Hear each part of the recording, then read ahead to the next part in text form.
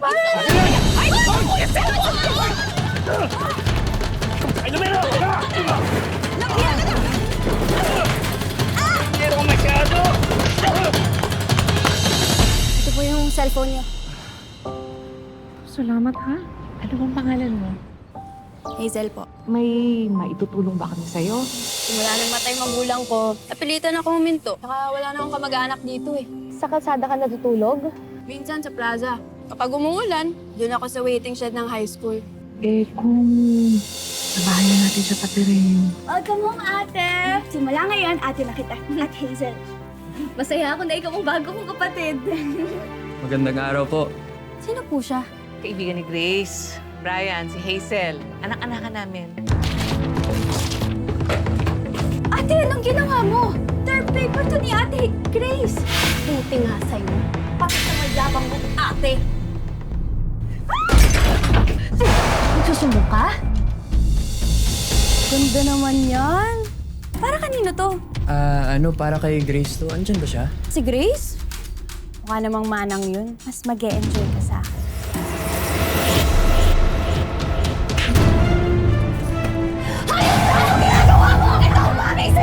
Di ka na nagiyan! Huwag kasi anak kaya hindi ka nagugustuhan! Ano yan? Tama na! Tama na! Sinabi lang kita! Tama na, guys! Promise ko sa'yo. Hindi na mauulit yun. Ikaw lang pipiliin ko. Pinatunayan mo sa akin na karapat-dapat kang pagkatiwalaan. Grace, ibig sabihin ba nito? Oo. Tayo na! Ay, nako, Brian. Maling-mali ang desisyon mo. Hazel, huwag ka nang manggulo. Maghihiwalay din kayo. Itagaan niyo yan sa bato. Hazel, ano bang problema mo? Mas ka talaga! Lahat na lang meron ka! Ako wala! Hazel, Grace! Ano ba yan? Ano naman itong ginagawa ninyo? Ha? Ano ba naman kayo? Palagi na lang kayo nag-aaway. Si Hazel po yung unang nanakit. Nagalit siya at nanakit siya nung nalaman niya na kami ng anak niyo. Hindi po ganun yun. Hindi lang po kami nagkaintindihan ni Grace. Hazel, tama na. Nakita kitang ikaw ang unang nanakit. Huwag na huwag mo din gagawin yan sa mga anak mo. Huwag mo silang sasaktan. Hindi ko sila pinalaki ng ganyan.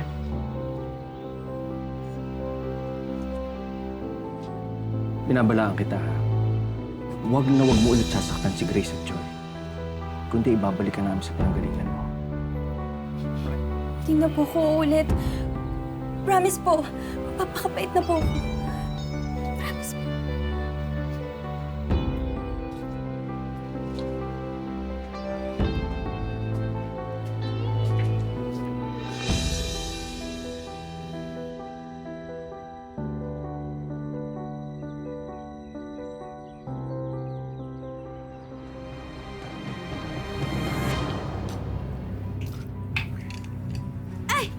Saktong gising niyo ah.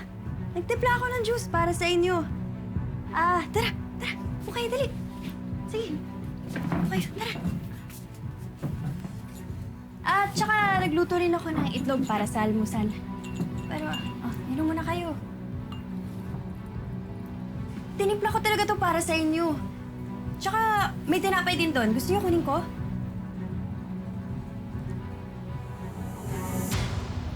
Gusto ko nang maging maayos yung relasyon natin. Kasi, isang pamilya naman tayo, di ba? Ay, nako. Ang aga-aga ang init-init sa labas. Nay, Oh, Akin na ito. Ahon ako eh. Mukhang masarap to ah. Masarap ah.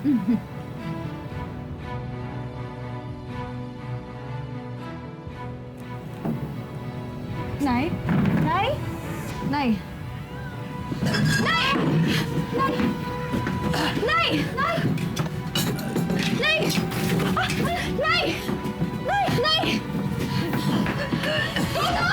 Ano nangyari dito? Agnes, ano nangyari? Agnes! Ano nangyari? Hoy! Ano nangyari sa kanila? Tulungan niyo ako! Agnes! Daling natin sa ospital! Tumawag ka ng tricycle! Agnes! Halika na! Agnes!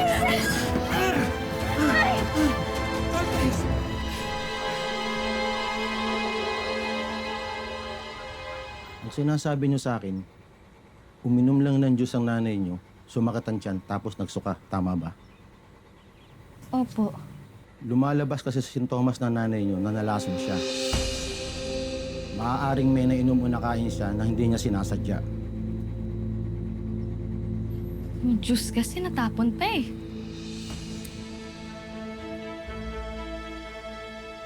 Ate, huwag mong sisihin yung sarili mo. Hindi naman natin kasalanan yun eh. Siyempre, nagkandagulo-gulo na yung lahat, diba? Baka nga aksidente lang yung nangyari kay nanay. May nainom o nakain siya na hindi natin alam.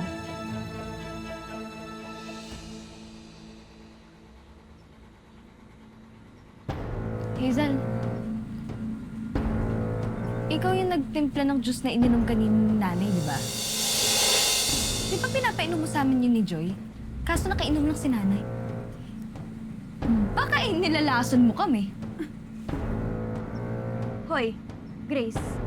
Magdaan-daan ka sa sinasabi mo, ah. Bakit? May ebidensya ka ba, ha? Pransyahin ko yung dila mo! Hindi ko kailangan ng ebidensya kasi alam ko yung tunay mong ugali. O di sige, maghanap ka ng ebidensya!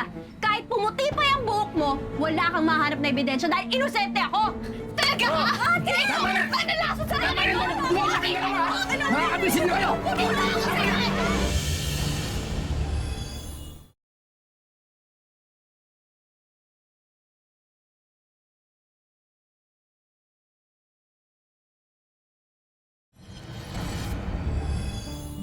Tandaan. Alam mo, dumiretso na tayo sa kwarto, ha? Para makapagpahinga ka. Ha? Hindi. Dito na muna ako para magpahangin. Baka gusto mo na kumain, ha? Nagluto na ako kanina pa bago kita sunday sa ospital. Nasaan ang mga bata? Hindi ba sila dito kakain? Huwag ka na mag-alala. Pinagbaon ko na. Alam mo na, para makatipid tayo.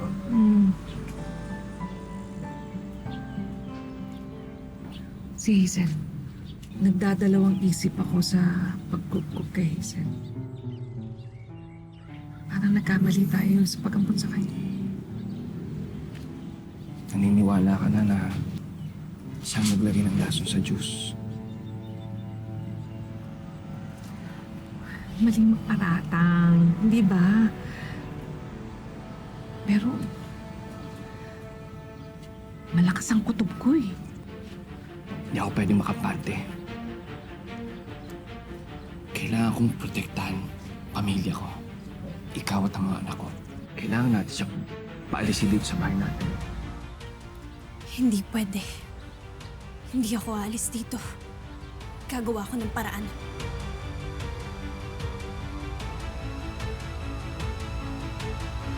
Nilagyan mo ng lason yung juice.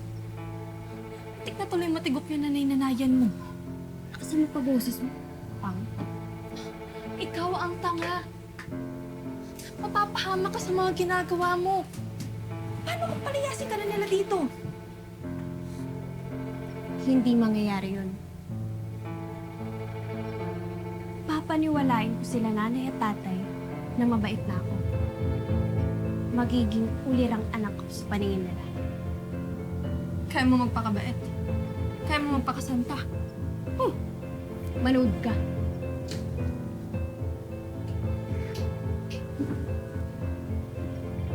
Uwi na ba sila? Ha? Nay! Nay! Naghanda po ako ng merienda para sa inyo. Kain po tayo. Busog pa ako eh. Sige po, upo po muna kayo. Tay. Nay! Ako na po pala maglalaba mamaya para hindi ka na pumapasma. Tay, ako na po magpaplansya ng damit niyo para maaga po kayo makapagpahinga. Spoon juice? Gusto ko lang po magpasalamat sa inyo. Dahil tinanggap niyo po ako bilang bahagi ng pamilya niyo. Utang na loob ko po ang pangalawang buhay ko. Alam ko po, naging pasaway ako. Pero pangako po, magpapakabait po ako. Salamat naman, Hazel, at natauhan ka na. Pero, pakiusap ko lang sa'yo. Pakabait ka na. Magpakatino. Hindi para sa amin. Hindi para sa sarili mo. Gusto ka naming mabigyan ng maayos na kinabukasan. Kaya sana, huwag mong sayangin. Opo.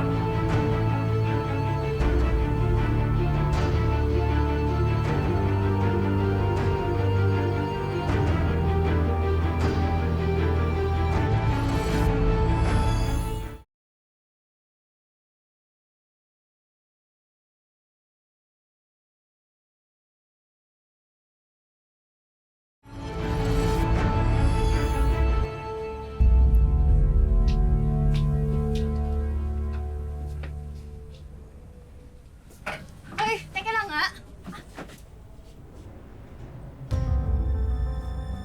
Blouse ka yan ah. Bakit suot mo? Hindi ka man lang nagpaalam. Ay, nakita ko nakakalat eh. Eh ako mismo naglaba at nagplansya niyan eh.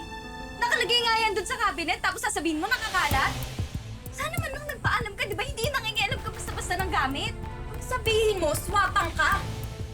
Pinagdadamot mo yung damit. Masalamat ka nandito ka pa rin eh. Pinapakisamahan ka namin ni Joy kasi gusto ka ng mga magulang namin. Itong blouse lang ba yung pinag-iinitan ng butsi mo, ha? Oh, sige. Oh, ayan. Oh. Sa'yo na yan! Yun, sige, saksak mo! Uy! Uy! Ano ba? Uy! Ano ba? Malis ka dito! Mga buwisit kayo! Kayo yung mga pahamak sa buhay ko! Pwede ba? Umalis ka na nga dito! Lumayas ka! Kasi ikaw dapat ang umalis dito! Nakikisama lang kami sa'yo ni Joy, ha? Ano ba? Hindi niyo ako kaya. Hindi niyo ako mapapaalis sa bahay na to.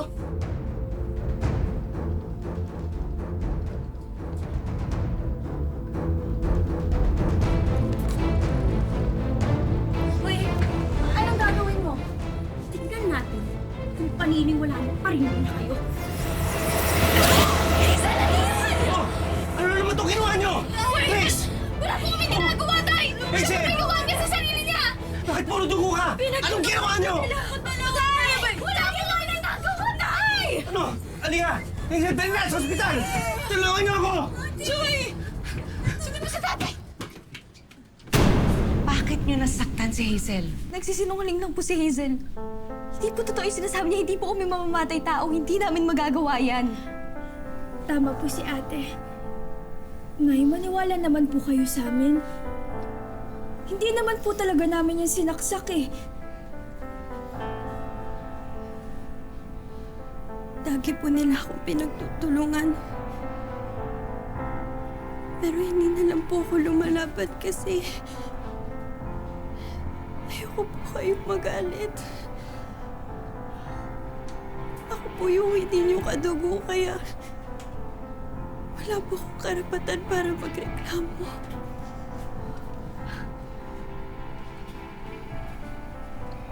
Hindi ka na iba sa amin, Hazel. Parte ka na ng buhay namin.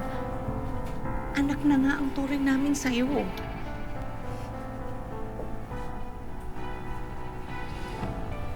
Grace, Joy, nalulungkot ako. At kailangan humantong sa ganito. Nagbago na si Hazel. Kaya kailangan bigyan niyo pa siya ng pagkakataon. Huwag kayong makasarili.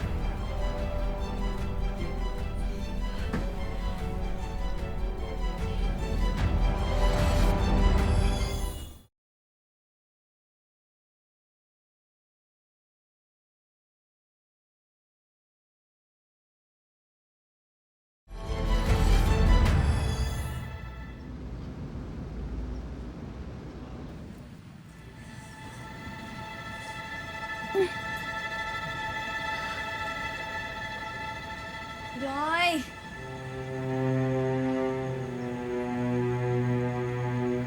Joy!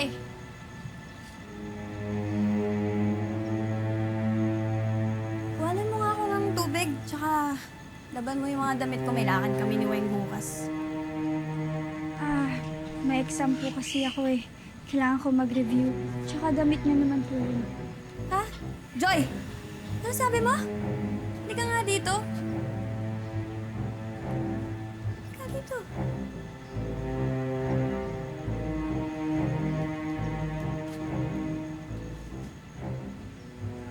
Bakit pa ayaw mo sumunod? Ha? Tigas sa ulo mo! Hindi naman po kayong manakit. Manakit? Hindi niyo naman ako kailangang saktan eh. Ayaw mo palang nasasaktan eh! Bakit ka nagre-reklamo? Ha? Sumunod ka kasi! Joy! Nagre-reklamo ka pa eh! Hazel! Naman nangingialam ka na naman eh! Pwede ba? Hayaan mo kami? Ha? Kaya nagiging sutil yung kapatid mo kasi tinatrato niyo parang bata! Isusunod naman po kasi ako pero hindi niyo po ako kailangang sigawan. Tigas kasi ng ulo mo! Kailangan mo pa masabak bago sumunod eh! Ganyan naman po kayo palagi, di ba? Kapag hindi po ako sumunod sa utos niyo, sasaktan niyo po ako. Kahit dati pa. Ano? Ano? Sinasaktan ka ni Hazel? Kailan pa? Joy, magsabi ka sa akin. Matagal ka na bang sinasaktan ni Hazel? Gumagawa lang ng kwento tong kapatid mo. Kapag paniwala dyan! Pwede ba tumahimik ka nga? Joy! Tingnan mo ako. Ate mo ako magsabi ka sa akin ng totoo. Joy, sinasaktan ka ba ni Hazel? Matagal na ba?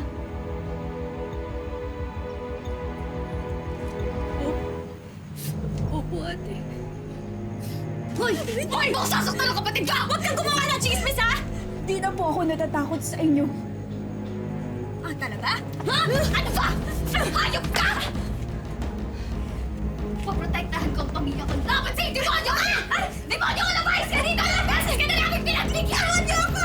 Pero umurong ka na! Lumayas ka! Sige! Hindi niyo ako mapapalayas dito. Hindi niyo ako mapapalayas dalawa dito, ha? Kakamatayan muna tayo! Hoy, anong gagawin ko? Ako yan, Hazel! Demonyo ka! Ate Hazel, wag. Sina nanay at tatay lang ang makapagpalayas sa akin dito. Hindi kayo! Mga anak lang kayo! Ang galing mo, pati sila nanay at tatay na paikot mo. Sana kayong dalawa na lang yung nanakot. Ay, utod ko? Ikaw nga lumasod kay nanay! Huwag ang kapatid ko! Hazel! Utang na loob lang yan mo sa Joy! Bitawan! Bitawan mo ako! Saka pa? Sana nalason ka na lang din! Kuya Brian, Tatawag na ako ng pulis!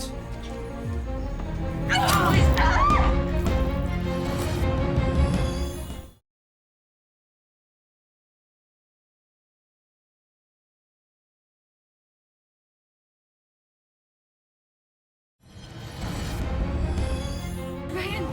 Brian! Napapaliw ka na, Hazel! Anong ginawa mo? Ano nangyari? Ryan! Ano ginawa mo, Hazel? Napapaliw ka na ba? Ano po kasi? Nay, si Hazel po ang lumason sa inyo. Kami po dapat ni Joy ang lalasunin niya eh. Pero ang aksidente niyo po kasing naino. Totoo po yun, Nay. Totoo po si Ate Grace. Sabi niya po gusto niya po kami patayin. Ipakukulong kita. Nagsisisi ako na inampun kita. Lumayas ka na.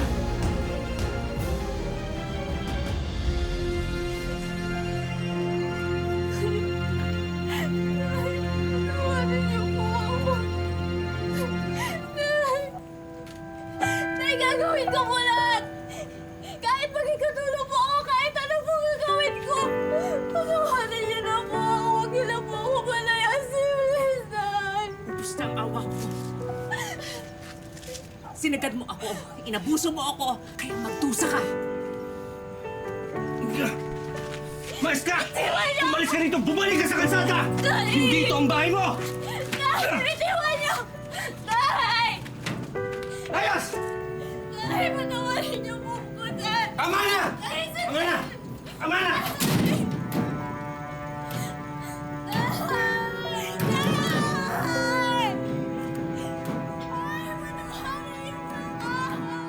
Tayong mga Pinoy ay talaga namang grabe kung magpahalaga sa ating mga pamilya. Kaya naman siguradong maraming nakarelate sa kwento ng pamilya ni na Grace at Joy na hango sa tunay na buhay. May mga taong sadyang walang gagawing maganda kahit pa puro kabutihan ang idulot natin sa kanila. Isang paalala ang kwento natin ngayon na sa kabila ng pagiging mabuti, dapat alisto rin tayo dahil may mga taong sadyang abusado at pagsasamantalahan ang ating kabutihan para sa sarili nilang kapakanan. Ang bawat batay nangangailangan ng pagmamahal at pamilya para lumaking maayos at hindi maligaw ng landas. Kaya mahalaga ang papel ng mga lugar gaya ng tahanan ng pagmamahal na kumukupkup at nag-aaruga sa mga batang naulila o di kaya'y inabandona na parang mga basura. Dito namin nakilala ang 25 anyos na si Jericho, isang volunteer na ang mission in life ay maging blessing sa mga bata gaya niya, nakapos din sa pagmamahal ng sariling pamilya. Yung simula nung bata ko kasi dahil sa mga na-experience ko na hirap, sa na-experience ko din na dahil nga galing ako sa broken family, na pag nakita ko ngayon ng bata na inabandono din ng magulang, yung mga bata na nag-iisa, nararamdaman ko yung naramdaman ko before. Nakita ko sa kanila inner child ko na gusto kong iparamdam sa kanila na yung pagmamahal na hindi ko naranasan. Simple lang ang pamumuhay ni Jericho na sakto lang ang kinikita bilang virtual assistant. Subalit naniniwala siya na hindi kailangang maging mayaman para maging matulungin sa kapwa. Bukod sa pagbibigay ng donasyon, nagbabahagi si Jericho ng oras sa volunteer activities sa iba't ibang bahay ampunan. Act of service po o yung pong ganun na advocacy ni Sir Jericho ay napakalaking bagay. Ay ito po ay isang malaking inspirasyon po, lalo na po sa mga kabataan ngayon, no, na yung the importance of sharing their blessings. Approve na approve sa amin ang mission ni Jericho, kaya naman oras na para bigyan siya ng munting sorpresa. Hi Jericho! Ako si Vicky and welcome sa Wish Ko Lang. Ano, nagulat ka ba? Bakit? Starstruck mo. Pa naman. Welcome dito sa Wish Ko Lang. Gusto ko malaman, hindi naman talaga excessive yung meron ka, di ba? Parang sapat lang para sa'yo yung mga blessings mo sa buhay. Pero bakit mo napili na ibahagi pa ito sa iba, sa orphanage? May isang bata po din na nagsabi sa akin na tinanong ko siya anong pangarap niya. Sabi po ng bata na yun, pangarap po pong makaahon kami sa hirap. Like at the age of 7, he's very young po na isipin niya yun na ako 7, ako naglalaro lang ako, wala ako iniisip na hirap. At yung bata na alam niya yung hirap. Kaya sabi ko, darating po yung time na magtatrabaho ko maayos, magiging successful ako sa career. Pag ako nakaipon na, gustong-gusto ko talagang ibalik yung mga blessing na ibinigay sa akin ng Lord. Maraming salamat sa iyo, Jericho, ha? Nakaka-inspire naman yung mga kwento mo. Jericho, meron kami mga hinandang sorpresa mula sa aming programa. Halika, mo ako. Makita ko sa iyo. Thank you po. Bilang dagdag kabuhayan para kay Jericho, handog namin ang mga bunting negosyo na pwede nang simulan at palaguin. Meron tayong coffee products, di ba? Para sa'yo yan, iuwi mo yan, tsaka mga appliances. Tapos mga frozen meat products. At meron tayong Wish Ko Lang savings para sa'yo.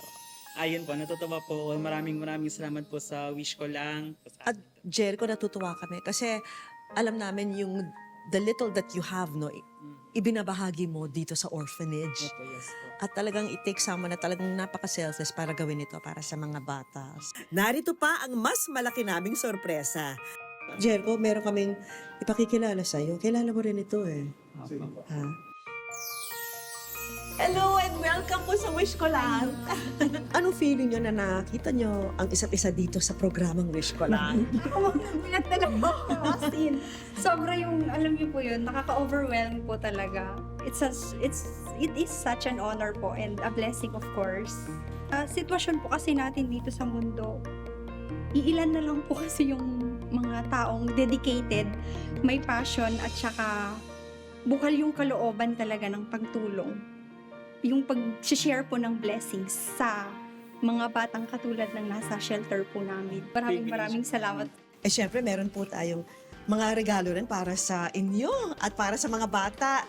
Nasa inyo itong sofa. Yes, na ito. Yan, ito pa. At meron ding TV para ma-entertain naman yung mga bata at yung orphanage. Para sa inyo po yan. Konti tulong po para sa orphanage. Thank you so much, ma'am. Talagang kailangan namin yung mga taong tulad ninyo at ni Jericho. Salamat po talaga po. Thank you. Tsaka kay Sir Jericho. Siya yung naging bridge. Maraming salamat po sa wish ko lang, Ma'am Vicky. Thank you po, na-surprise po talaga ako.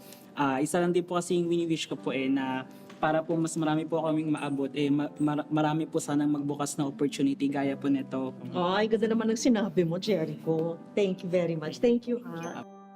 Hindi pa riyan natatapos ang mga sorpresa dahil sasamahan naman tayo ng sparkle artist na si Lee Victor para pasiyahin ang mga batang ito sa tahanan ng pagmamahal. Hello mga kapuso, ako nga pala si Lee Victor. Ngayon kasama mo si Jericho sa napili niyang orphanage dahil may binigay na regalo ang wish ko lang at magpapasaya kami ngayon. So, samahan niyo na kami. Tara!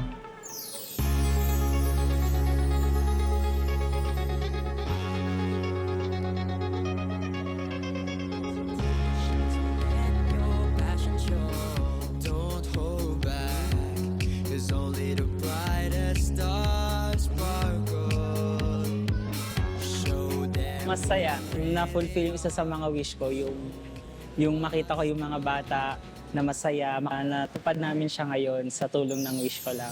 Mga kapuso, lagi po nating tatandaan, hanggang hindi tayo napapagod, humiling at maniwala, hindi tayo mapapagod, lumaban sa buhay. Ako po si Vicky Morales at ito po ang Wish Ko Lang.